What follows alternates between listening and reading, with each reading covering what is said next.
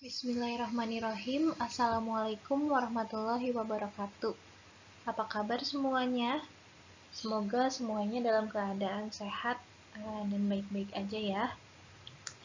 Oke, hari ini dalam mata kuliah Reading Comprehension, we are going to learn more about reading strategies. Nah, reading strategi yang akan kita pelajari lebih dalam hari ini yaitu mengenai strategi previewing dan strategi making predictions, atau bisa kita sebut juga kalau dalam bahasa Indonesia sebagai strategi pratinjau atau preview dan membuat prediksi ya. Oke, untuk tahu lebih dalam mengenai previewing and making prediction, let's check the next slides.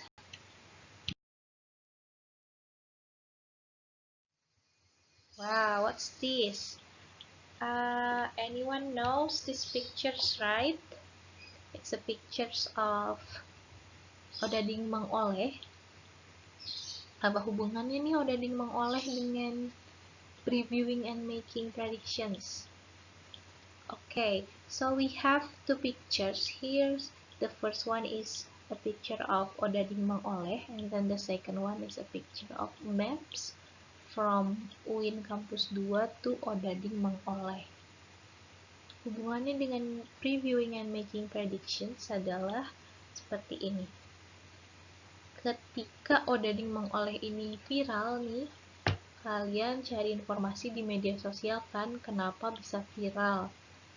Apakah beneran nih Odadingnya bisa bikin kalian seperti Iron Man? Odadingnya enak apa enggak? Berapa harganya? Lokasinya di mana? Ini pasti kalian cari info sebanyak-banyaknya tentang Odading Mang Oleh ini sebelum menentukan mau beli atau enggak kan. Nah, yang kalian lakukan itu tadi kayak cari info di mana lokasinya, berapa harganya, apakah rasanya enak, itu kita sebut sebagai previewing.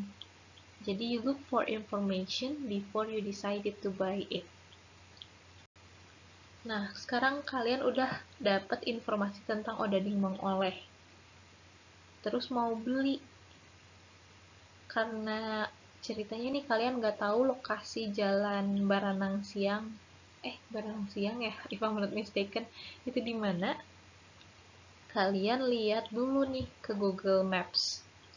Ternyata untuk sampai di Odading Mang Oleh itu kalian bisa lewat Jalan Soekarno-Hatta dan bisa juga lewat jalur Cicahem. Nah, you are going to make a predictions. Kalau misalnya lewat Soekarno-Hatta, berarti kalian harus beberapa kali naik angkutan umum atau pakai kendaraan pribadi sendiri. Tapi kalau lewat Cicahem, alternatif lainnya itu ada bisa naik Damri. Nah, you are making predictions. Jadi kalau misalnya lewat Soekarno-Hatta nih, nanti kalau naik motor sendiri lumayan cangkel misalnya ya. Tapi kalau lewat jalur Cahem bisa naik Damri, justru itu misalnya bisa istirahat pas naik Damrinya. Itu you are making predictions.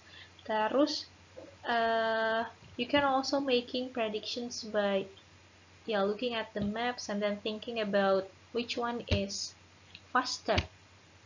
Jadi mana yang lebih cepat nyampe-nya nih? Apakah lewat Soekarno-Hatta atau lewat jalur Cahem? Terus macet enggaknya, lebih macet jalur Soekarno-Hatta atau lebih macet jalur Cahem? Itu kalian membuat prediksi untuk mencapai Odading Mang Oleh dengan lebih cepat dan tanpa hambatan gitu. So you are previewing, cari informasi tentang Odading Mang Oleh, and you also making predictions about how you reach Odading Mang Oleh from UIN Kampus 2 gitu. Jadi sama dengan membaca, dengan reading, some parts of the passage are like maps. If you look at this part, you can get a lot of information before you read a passage. Jadi di dalam satu teks reading itu beberapa partnya kita bisa gali informasi untuk mengetahui general information about the text. Okay, let's move to the next slide. Okay, ini buku juga lagi ngehits nih ya. Buku The Subtle Art of Not Giving a Fuck. Nah, ini ketika kalian melihat buku ini ngehits nih di kalangan teman-teman kalian, yang pertama dilihat kan pasti judulnya ya. Buku apaan sih ini gitu. Nah, setelah melihat judul, you are also see the cover of the book and then the subtitle of the book. Kan pasti dilihat covernya juga, terus dilihat subjudulnya juga. Terakhir yang dibaca adalah ini nih, bagian belakang bukunya. Karena biasanya ada semacam summary atau review mengenai bukunya. Nah, ini juga sama yang barusan kalian lakukan, mulai dari melihat covernya menarik gak nih? Atau membaca judulnya, membaca subjudul, melihat siapa penulisnya, kemudian membaca review dan summary yang ada di belakang buku. Itu yang kalian lakukan adalah strategi previewing. Sama halnya dengan buku-buku lainnya, misalnya kalian lagi jalan-jalan ke Palasari atau ke Gramedia, terus melihat cover yang menarik, itu biasanya kan kalian ambil. Terus kalian lihat covernya, keren banget nih covernya, pasti bakalan rame ini ceritanya, atau bakalan rame bukunya. Terus dilihat judulnya, dan terakhir dilihat ini review atau summary tentang bukunya sebelum memutuskan untuk membeli bukunya. Nah, ketika kita membaca review yang di belakang ini kan ada summary-nya lah ya. Itu juga bisa membantu kita making predictions about the book. Setelah dibaca nih reviewnya, ternyata kayaknya rame nih bukunya. Kayaknya ini bakalan ceritain tentang misalnya perdetektifan. Nah, itu kalian making predictions by previewing the books. Okay, so what is previewing? When you look for information before you read, this is called previewing. It is a strategy by which the reader tries to gather as much information about the text as he or she can before reading it. This gathering of information helps the reader to have a general picture of the text. Jadi yang disebut sebagai previewing itu ketika kalian mencari informasi sebelum kalian membaca. Informasi seperti apa? Informasi yang diambil itu bisa tadi ya seperti dari judul, dari cover, kemudian dari penulisnya siapa, subjudulnya apa, dan tadi summary atau ringkasan yang biasanya ada di belakang buku. Why previewing? Kenapa sih kita mesti previewing? Kan baca mah baca aja gitu ya. Nah, justru kalau misalnya kita baca langsung tanpa previewing terlebih dahulu, itu biasanya agak kaget juga ya, dalam artian kita tidak bisa mengetahui apa general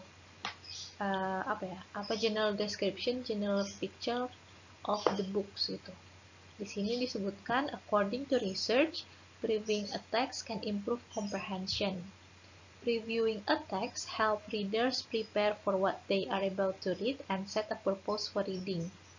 Jadi kalau kita previewing, itu bisa meningkatkan comprehension kita, meningkatkan pemahaman kita mengenai teksnya.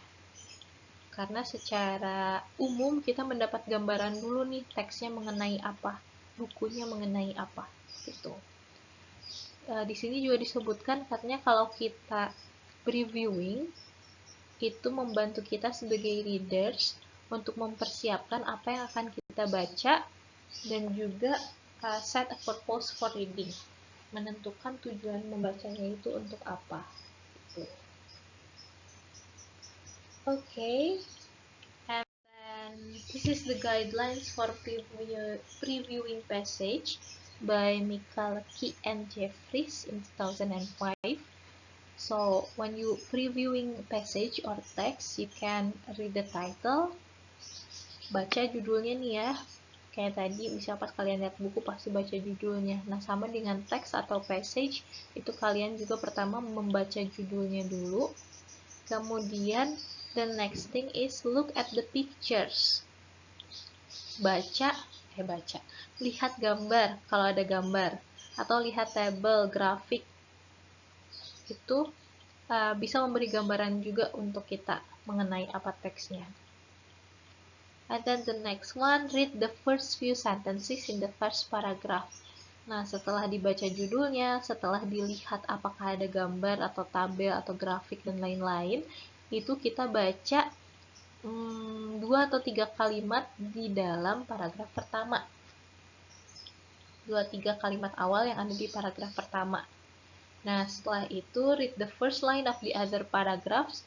Kalau misalnya satu passage itu ada 5 paragraf, berarti kalian membaca setiap first line, first sentence di setiap paragrafnya. Terakhir, read the first and last sentence of the last paragraph.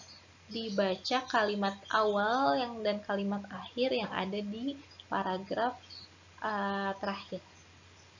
Ini cara atau guideline kalian untuk previewing passage. Oke, jadi sekarang sudah ada gambaran ya mengenai previewing, strategi previewing. Secara tidak disadari kita juga melaksanakan previewing dalam kehidupan sehari-hari. Seperti yang tadi saya contohkan ketika kita cari informasi mengenai Oda di Mang Oleh, atau ketika kita previewing a book to decide whether to buy that book or not. Oke, let's see the next slide. Nah, di sini sekarang saya punya satu gambar. Di gambarnya itu ada gambar girl lagi lari. Susah banget. Oke, ada yang bisa memprediksikan apa yang terjadi sama anak perempuan yang ada di gambar ini? Oke, kira-kira apa nih? Apa yang bakalan terjadi sama anak perempuan ini? Oke, let's see the next picture. Yap, bener. Jadi, ketika kalian melihat di gambar sebelumnya, ini kan nggak utuh ya gambarnya. Saya sengaja crop untuk melatih kalian membuat prediksi. Nah, kalau kalian tadi memprediksikan si anak perempuan ini bakalan jatuh, ternyata benar ya. Itu kalian tahu dari mana nih? Kenapa bisa memprediksikan kalau anak perempuan ini bakal jatuh? Yang kalian lakukan itu adalah making predictions from clue. Apa itu clue-nya? Kita bisa lihat di sini, clue-nya adalah ekspresi wajah anak perempuan ini. Kemudian posisinya. Posisinya ini posisi berlari ya. Ekspresi wajahnya ini seperti akan terjadi sesuatu yang mengkagetkan. Nah, ternyata benar. Di sini prediksi selanjutnya yang terjadi adalah anak perempuan ini terjatuh. Itu making predictions. Oke, jadi ketika kalian make guesses about the passage, this is called making prediction. Predicting helps keep the reader's mind engaged and activated as he or she works through a text. Jadi kalau kita bikin prediksi nih, ketika membaca, itu bisa bikin pikiran kita engage dan terus aktif, terus berkesinambungan ketika kita membaca teksnya. When the reader actively predict while reading, they stay connected to the text and can reflect upon, refine, and revise their predictions. Jadi kalau kalian actively predicting while reading, jadi sambil baca bukunya, sambil terus membuat prediksi, itu bisa terus nyambung sama teksnya ya, dan bisa juga membuat kita merefleksi, kemudian menyaring dan merevisi prediksi kita. Gitu. Oke, kalau misalnya kita merefleksi, kemudian menyaring prediksi dan memperbaiki revisi merevisi prediksi kita, itu bisa membantu kita monitor our own comprehension gitu. Nah, di sini ya penjelasannya. Jadi making predictions help set the stage for students atau for the readers to monitor their own comprehension. Jadi kita bisa memonitor nih komprehensi atau pemahaman kita itu sampai sejauh mana kalau kita melakukan prediksi. Karena tadi kita bisa reflect upon, bisa refine, dan bisa revise. Tuh. Di sini disebutkan predicting requires the readers to do two things. The first one is use clue the author provide in the text and use what he or she knows from personal experience or knowledge or what we called as schema. Nah, jadi making prediction ini itu kita bisa lakukan pertama dengan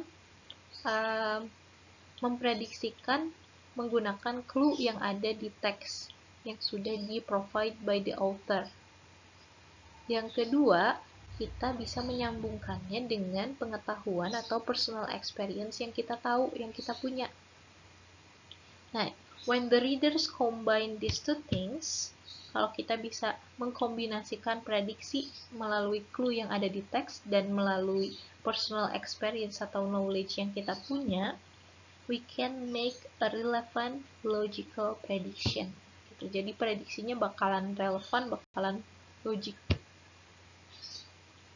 Tuh, jadi dari mana? Dari clue that the author provide and from what we know from personal experience or knowledge or what we call as schema. Right? Now, let's practice. I have a picture of an envelope here. Ini di pojok kiri atas disebutkan dari Universitas Islam Negeri Sunan Gunung Jati. Dan penerima suratnya itu adalah Dara Desfitri di Taman Cipadung Indah. Oke, let's preview the envelope. Kita preview nih di pojok kiri atas. Ini suratnya berasal dari satu institusi, sedangkan penerimanya personal. Do you think it is a personal letter or a business letter? Kira-kira suratnya personal atau business letter ya? Oke, betul. Kalau kalian memprediksikan ini business letter, ini benar, tepat jawabannya business letter. Kenapa kalian bisa memprediksikan kalau ini business letter? Karena pengirimnya ini dari institusi, ya, bukan personal juga. Oke, who is it from? Oke, dari mana suratnya? Dari siapa? Ini dari Universitas Islam Negeri Sunan Gunung Jati. And where is it from? Dari mana? Dari Jalan Aha Nasution nomor 105 Bandung. Do you think it will be an interesting letter? Menurut kalian nih bakalan seru nggak sih isi suratnya? Bisa jadi ya, karena ini berasal dari satu institusi untuk personal. Probably something very interesting, very exciting. Okay, and then the last one, make a prediction about what may be in this letter. Nih, tadi kita sudah previewing amplopnya, melihat dari mana suratnya, dari siapa, kemudian untuk siapa, di mana. Sekarang kita membuat prediksi. Kira-kira surat ini isinya mengenai apa? Oke, kalau prediksi saya, ini suratnya mengenai misalnya Dara Desfitri yang diterima masuk kuliah di UIN Sunan Gunung Jati Bandung. Bisa seperti itu ya. Atau bisa juga if you make something another predictions like bisa jadi misalnya pengumuman beasiswa Miss misalnya. Oke, bisa jadi juga ya. So you can make your predictions by tadi clue dan dan your experience. Kalau menurut saya nih, menurut clue dan experience, biasanya kalau mendapatkan surat dari universitas itu accepting letter ya, diterima. Jadi prediksinya adalah Dara Desfitri diterima menjadi mahasiswi di Universitas Islam Negeri Sunan Gunung Jati Bandung. Okay, let's check the other one. Okay, we have this another letter. Ini suratnya dari Alma Holidah di Bogor untuk Adinda Saskia di Ujung Berung. Okay, guys, menurut kalian ini personal letter atau business letter? Okay, personal. Who is it from? Ya, dari Alma Holidah Mumtaz. Where is it from? Dari Jalan Baranang Siang nomor 17 Bogor untuk Adinda Saskia Firyalda di Cijambe ya. Nah, do you think it will be an interesting letter? Menurut kalian isi suratnya menarik nggak sih? Bisa jadi ya. Make a prediction about what may be in this letter. Menurut kalian isi suratnya ini mengenai apa? Oke, bisa jadi ini suratnya mengenai personal ya. Jadi misalnya Alma dan Adinda itu sudah berteman sejak lama, sudah lama tidak bertemu, mereka saling berkirim surat untuk keeps ya apa ya, update your lives gitu. Okay, so this is personal letter and you can also make a prediction about that letter, right? Jadi yang barusan kita lakukan kedua amplop yang sudah kita lihat itu adalah pertama previewing dan yang kedua adalah making predictions about what may be in this letter. Good job. Okay, now let's move to the next activity. Here I have 6 questions. The first one is what will you do during the day? What will you do in the evening? What will you eat? What will you wear? And what will you buy? And then the last one, how will you feel when you come home? Oke, jadi kalian akan menjawab 6 pertanyaan ini mengenai 2 gambar. Gambarnya akan saya share ya di slides berikutnya. Oke, jadi kalian silahkan preview dulu gambarnya. Setelah preview itu kalian making predictions about what will you do during the day, what will you do in the evening, what will you eat, what will you wear, what will you buy, and how will you feel when you come home. So the pictures that you have to preview is a picture of a beach, and then it's a picture of Gangnam Square, which means that it's a picture of Korea. So you have to preview those 2 pictures and then making predictions related to those 6 questions.